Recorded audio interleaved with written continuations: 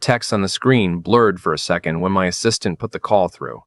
She said it was the front desk of the lake house, and I almost let it go to voicemail because I had a vendor contract open and a closing in 2 days. I've spent 30 years building a flooring and millwork supply company out of nothing, and I learned a long time ago that most urgent calls are anything but.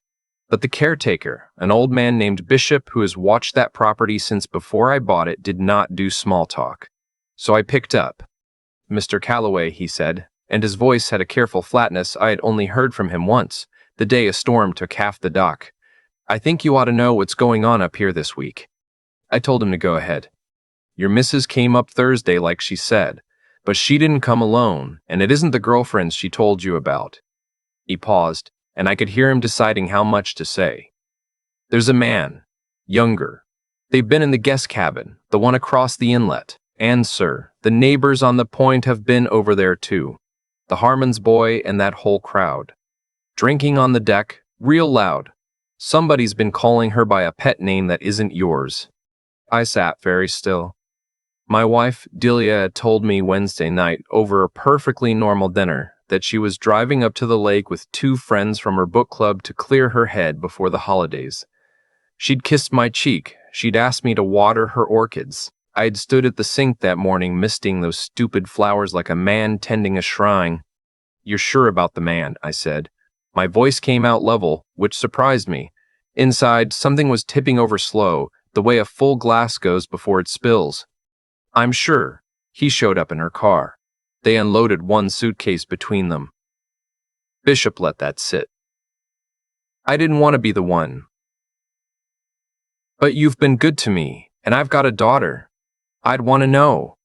I thanked him. I told him to keep it to himself and act like nothing was wrong if she came to the main house. Then I hung up and sat in my office while the afternoon went gray outside, and I did the math on 22 years of marriage like it was a column of numbers that had stopped adding up.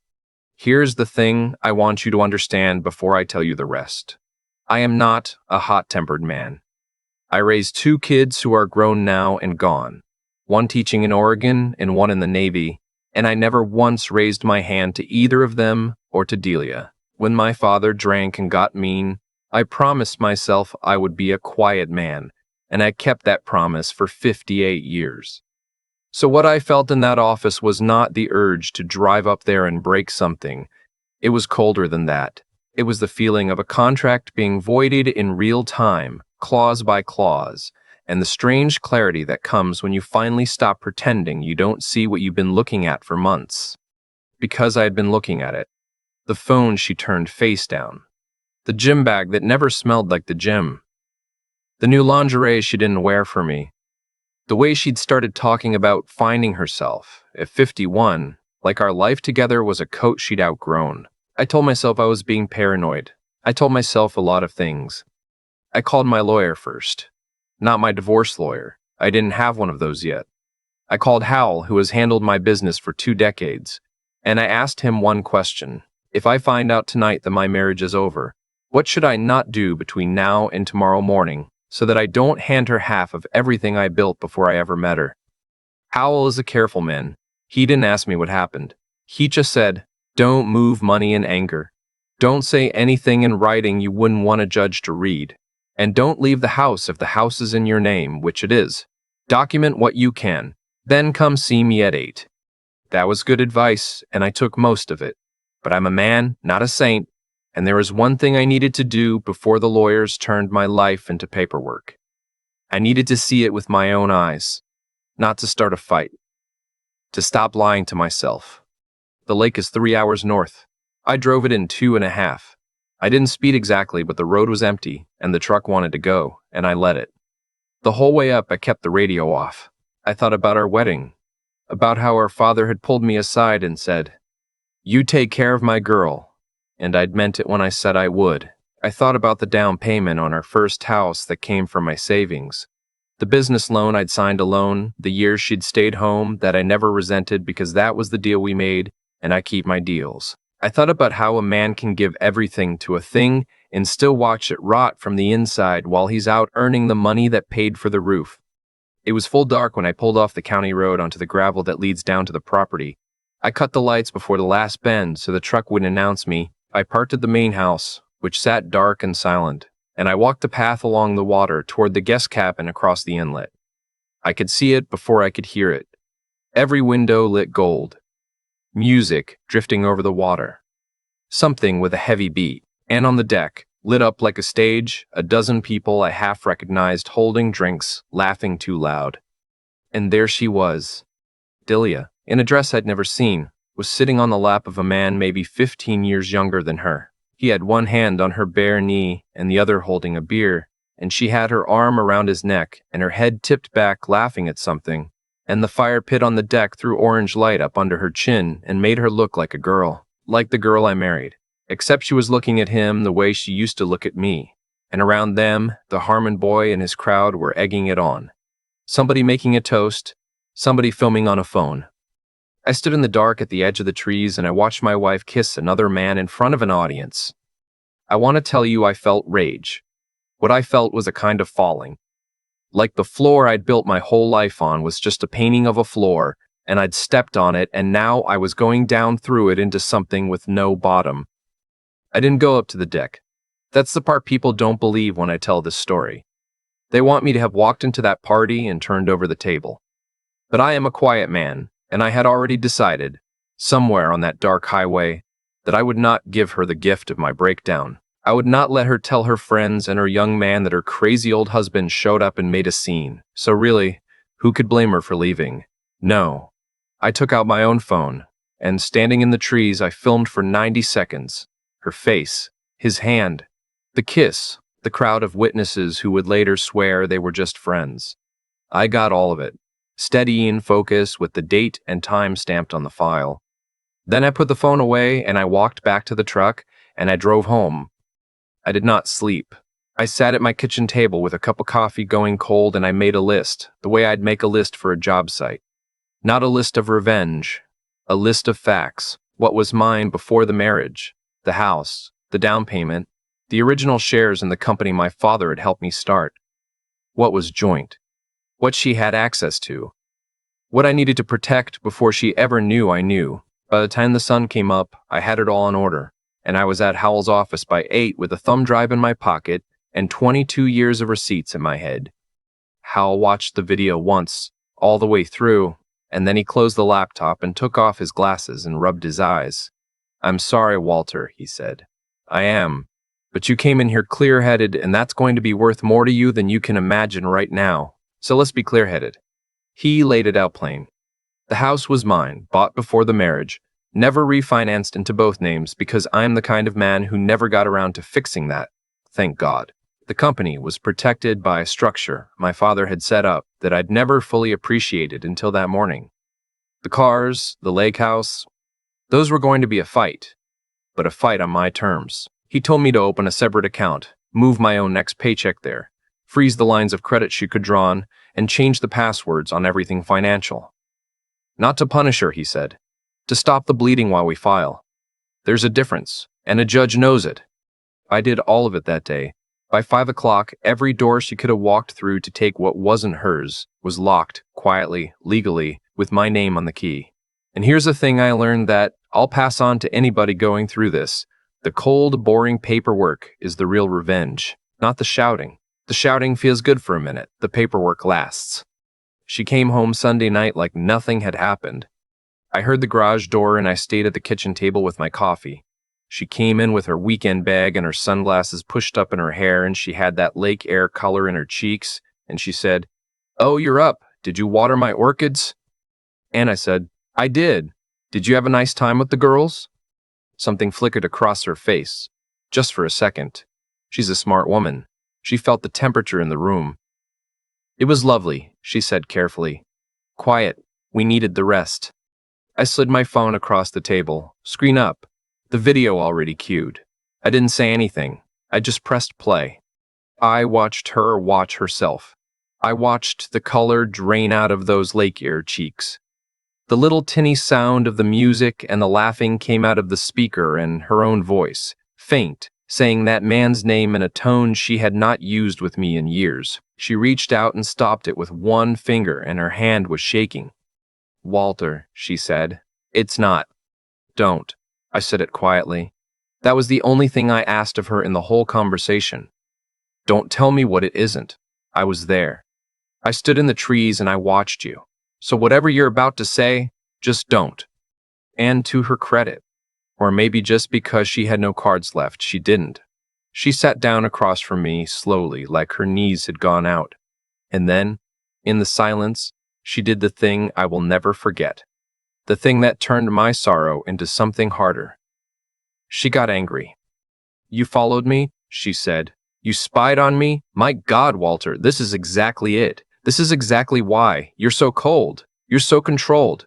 Do you have any idea what it's like to be married to a man who treats his wife like a line item? 30 years of work, and I raise those kids practically alone, and the one time I reach for something that makes me feel alive, you turn it into evidence. She actually laughed, a wet, ugly sound. Connor makes me feel like a person. You make me feel like an appliance. So now I had a name. Connor. I let her finish. I have found that if you let people talk long enough, they will tell you exactly who they are. And she did.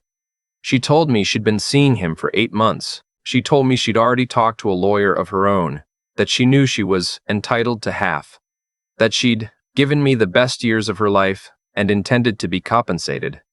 She told me she wanted the house because she'd made it a home, and the lake property because she loved it more than I ever did. She sat in my kitchen, in the house I bought before I ever met her, and she divided up my life like she was sorting laundry. When she was done, I stood up and rinsed my coffee cup and set it in the rack. Then I told her, "You should call that lawyer back tonight. You're going to need the advice."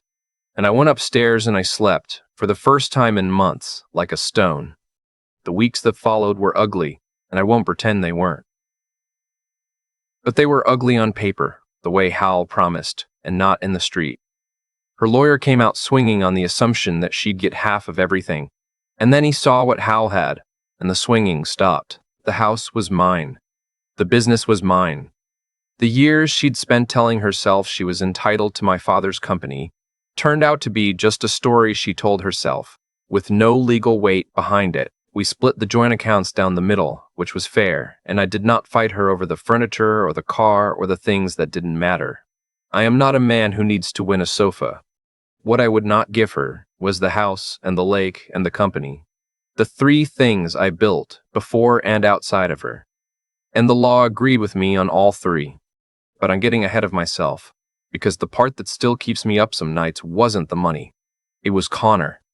About a month into the proceedings, while Delia was staying at her sister's, I got a call from a number I didn't recognize. A young man's voice, tight and scared. "Mr. Calloway? You don't know me. My name's Connor. I think we need to talk." I almost hung up. But there's a kind of fear in a young man's voice that you can't fake, and I'd raised a son, so I knew the sound of it. I said, "Talk." He told me he'd ended things with Delia 2 weeks ago. He told me he was 29 years old, and he'd thought he was in love, and that he hadn't fully understood she was still married when it started, which I didn't entirely believe, but I let it go. And then he told me the thing he'd really called to say, the thing that put a hand around my throat. "She told me she was pregnant," he said. "She told me 3 weeks ago. And when I tried to step up, tried to do the right thing, she changed her story. Said maybe it wasn't mine. Said maybe it was yours. And then, yesterday, she told me she'd taken care of it, that it was handled, and I don't even know what that means, and I can't sleep, sir. I needed to tell somebody who'd understand. I'm sorry. I'm so sorry. I don't even know why I'm calling you." I sat down on my own stairs and I held the phone and I didn't say anything for a long moment. Pregnant. 51 years old and pregnant, and she had not said one word to me. Not when she came home with the lake air in her cheeks. Not in my kitchen when I played her the video. Not through her lawyer. She had carried that, and whatever she'd done about it, entirely outside the marriage, the way she'd carried everything else for 8 months. And a boy on the phone. This Connor, who I had hated in the abstract for a month, was just another person she'd used and discarded, sitting somewhere in the dark like I had, trying to understand what had happened to him. "Son," I said, and I heard him go quiet at the word. "I'm not going to pretend I'm glad you called. But I'll tell you what I'd tell my own boy. You're 29. This is the worst you'll feel about it. Get yourself a good counselor, stay away from her, and in 2 years this'll be a story you tell about the time you learned something hard. You hear me? He said yes. He thanked me. He apologized again, and I told him to stop apologizing, because the two of us had been on the same side of the same lie without ever knowing it, and there was nothing for him to apologize to me for. Then I hung up, and I sat on those stairs for a long time. I didn't use what he told me.